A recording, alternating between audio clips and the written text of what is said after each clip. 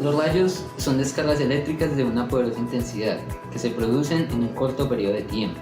El relámpago es la iluminación o el resplandor que podemos ver cuando se produce una tormenta eléctrica. Y los truenos son los sonidos que se escuchan durante dicha tormenta y son los responsables de los usos que se llevan muchas personas. Electrificación de las nubes. En las llamadas teorías de la precipitación se señala que las partículas pesadas de agua o hielo caen a través de la nube cumulonimbo por gravedad.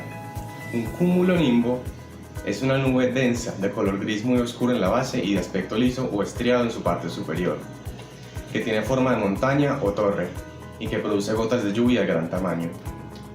Las colisiones entre esas partículas y las más ligeras, que están suspendidas, transfieren la carga eléctrica por la fricción.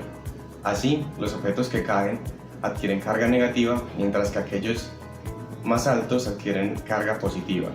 En las teorías de la convección, por otra parte, se supone que las partículas ligeras, positivamente cargadas, son alzadas por la corriente de convección en la nube, mientras que las partículas pesadas, cargadas negativamente, son arrastradas hacia el fondo por las corrientes descendentes.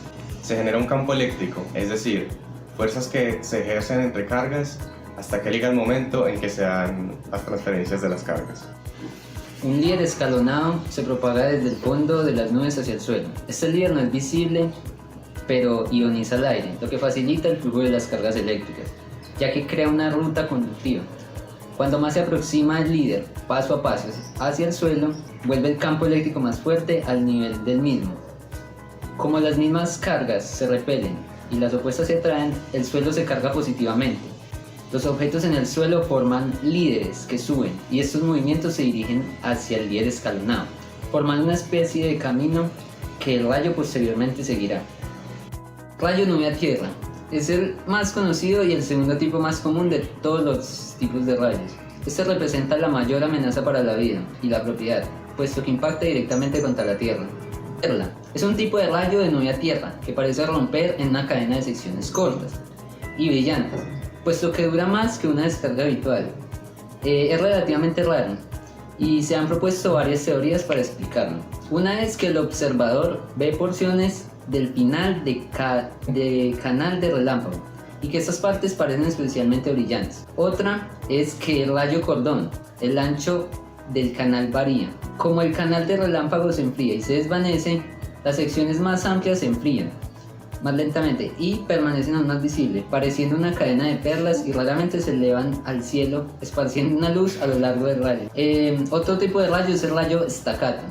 Es un rayo también de nube a tierra con un trazo de corta duración que aparece como un único flash muy brillante y a menudo tiene ramificaciones considerables. El rayo de tierra a nube. Es una descarga entre la tierra y la nube, contraria a un rayo previamente explicado, que es iniciado por un trazo ascendente. Es mucho más raro que el rayo nube a tierra. Este tipo de rayo se forma cuando iones cargados negativamente se elevan desde el suelo y se encuentran con iones cargados positivamente en una nube cumulonimbus.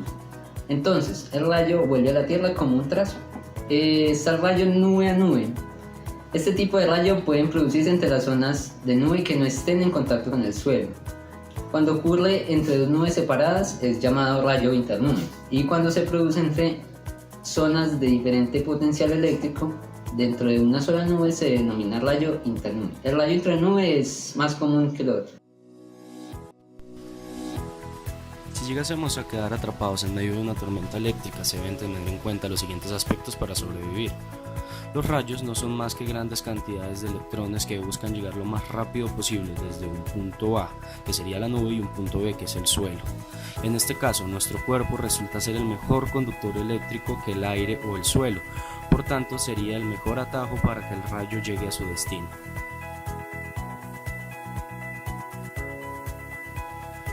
En estos casos, la posición que se debe tomar es la de estar agachado con los pies uno cerca del otro, ya que así tus piernas no dejan demasiado atajo para que el rayo vaya del punto A al punto B.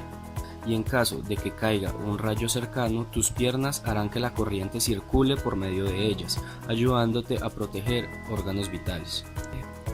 Curiosamente, la forma más efectiva de sobrevivir a un rayo es estar dentro de un contenedor metálico, ya que este contenedor servirá como conductor para que el rayo llegue con mucha facilidad al piso, puesto que los metales son los mejores conductores que existen.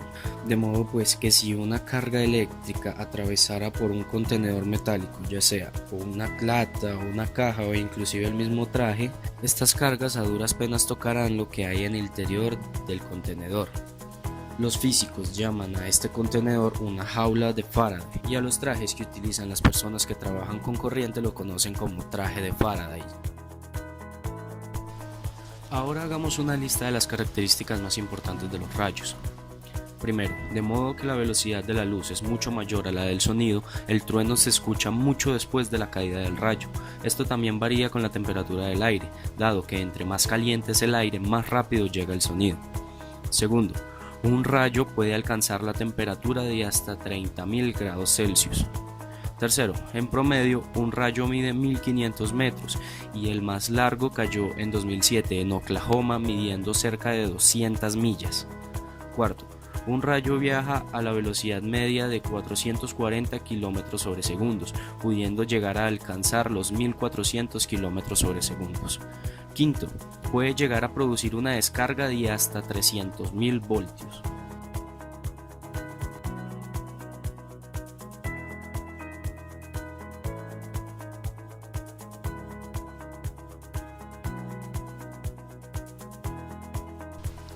Durante una tormenta, dos observadores se sitúan en lugares diferentes. En un instante cae un rayo. Uno de ellos observa que el rayo cae sobre su propia casa. El fenómeno fue tan rápido que el primer observador no supo cuánto duró, pero él sabe que para llegar al lugar donde estaba tuvo que recorrer 1500 kilómetros desde su casa. Por otro lado, el segundo observador sí tomó el tiempo entre el momento que se emite la luz y el sonido. Este fue de 6 segundos. Para el primer observador, ¿cuánto tiempo duró el fenómeno? El segundo observador, ¿a qué distancia se encontraba de donde estaba la tormenta? Soluciona la primera pregunta, teniendo en cuenta que en este caso la incógnita es el tiempo y nos dan la distancia que son 1500 metros y tenemos también que la velocidad, en este caso tomaremos la del sonido, es de 340 metros por segundo. Podemos utilizar la fórmula de que velocidad es igual a la distancia sobre el tiempo, tal que podemos saber que el tiempo es igual a la distancia sobre la velocidad. Reemplazando, tendremos que el tiempo va a ser los 1500 metros de la distancia de donde está el observador a su casa y los 340 metros por segundo de la velocidad del sonido. Esto nos va a dar que el tiempo resultante es de 4.41 segundos. Por otro lado, en la segunda pregunta la incógnita es la distancia, pero en este caso sí nos dan el tiempo de diferencia entre la luz y el sonido. Volvemos a utilizar la velocidad del sonido de 340 metros por segundo y utilizamos la misma fórmula de velocidad, pero en este caso reemplazamos distancia, que va a ser igual a la velocidad por el tiempo. Reemplazando, tendremos que la distancia va a ser igual a los 340 metros por segundo de la velocidad del sonido y los 6 segundos de intervalo entre la luz del sonido. Entonces tendremos que la distancia a la que se encontraba el segundo observador es de 2040 metros.